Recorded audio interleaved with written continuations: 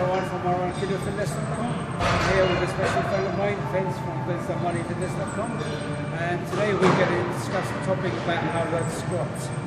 Lots of people always ask the question, how to squat? Should I squat astrograph? Should I go beyond parallel? Above parallel? So we're going to get Vince to talk us through and show us how low we need to go, depending on the range of motion. Take away, Vince. For sure, man. So squat's going to depend on a couple things. First, have to see what pieces are involved in the squat. We've got an ankle piece, we've got a knee piece, we've got a hip piece, we've got a spine piece. So you want to have certain joint motions to be able to do a squat. So how low should you squat? It's dependent on the individual, not what Muscle Fitness says, not what your body says, not what your powerlifter says. It depends on nobody but yourself. So with that said, the next thing you want to ask is, what is your goal?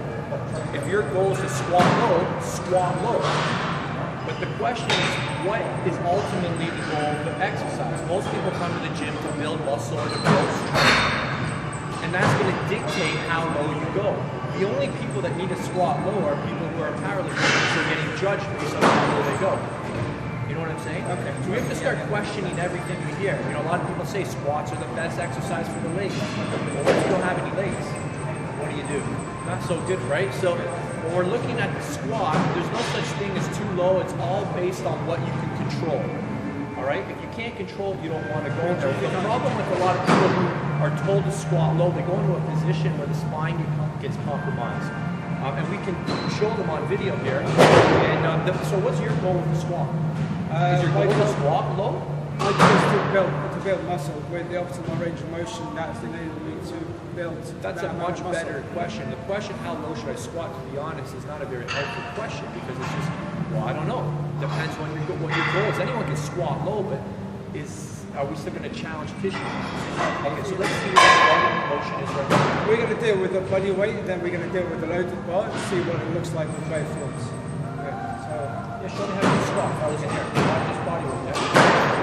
What I'm going to do before I start squatting is just kind of put my arms out to the side and just do a body weight one.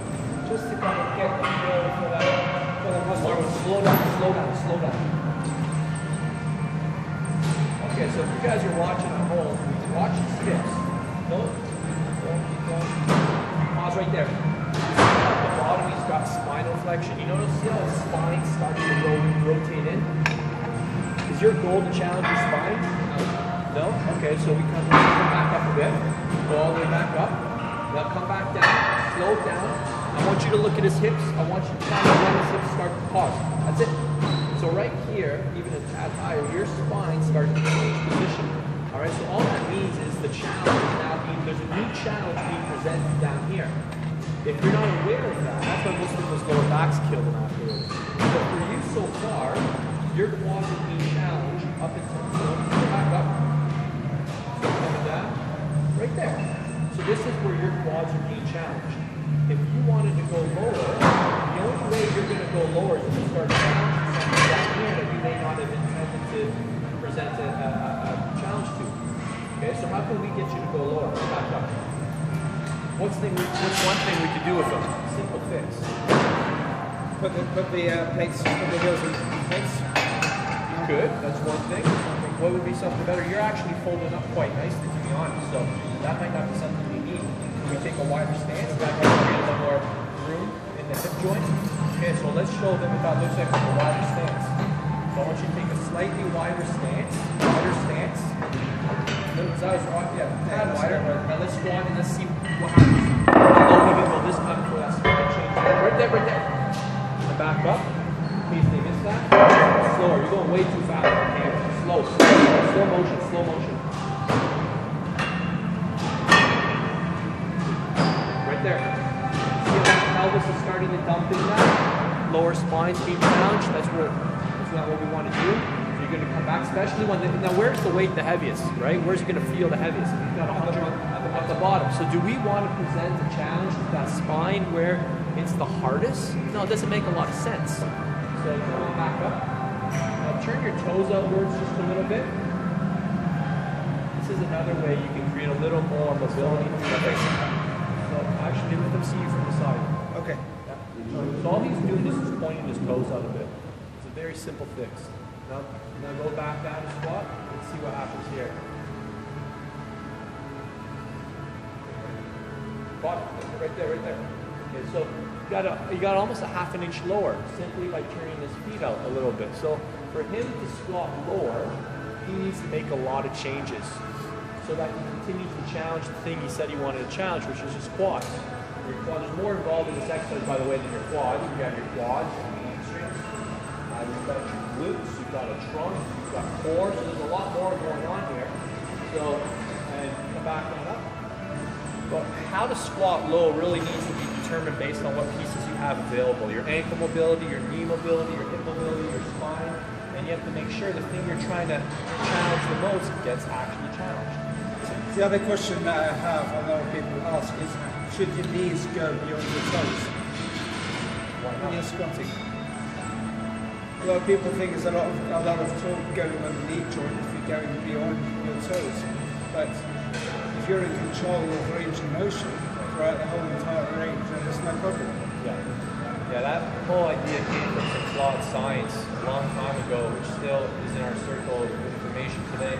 But yeah, the main thing you understand is if you're in control of it, if you can stop, if you can brake at any point in range of motion, to be honest, it's actually good for your knees. It's actually the opposite of that. So as long as you're in control of each degree of movement and you're able to contract that muscle, then you're in control.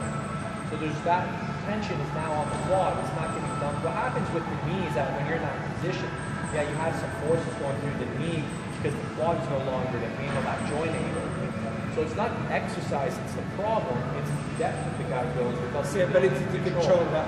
Okay. It's the ability to control the weight at the extremes. Right. Especially at the extremes. Yeah. Especially at the bottom on this exercise because that's what's heaviest. Right. Does that make sense? So you can see that I was going down to, was it just about below parallel in the first one? Yeah, you were getting about an extra half an inch to an inch on each variation. And we could have kept going. We could have kept taking you out. I mean, we could have taken you way out here. To be honest, I don't have like great mobility through hips and hands and that. So for me to squat without compromising my spine, I have to do something funky that looks like this. It no longer really looks like a squat, but this is how I squat to challenge my quads without destroying my lower back. Let's see, if we can feel my lower back is starting to round with just my own body weight, imagine what it would be like if you're putting like 100 kilograms on the back. Most people are like, and you're bouncing off the ground. And you're only one exercise away from major damage that will put you out for the rest of the life. You're 1 inch away from 1 inch, exactly. You see a lot of people bouncing up and down, their pelvis going and tucking in. They don't know what it's actually doing to their back. Any kind of false movement will just damage your back. That's it, you have it. No mind training, you'll be able to walk. Alright Vince, thank you very much. No problem, Marwan. Alright, thanks for watching guys. Thanks guys.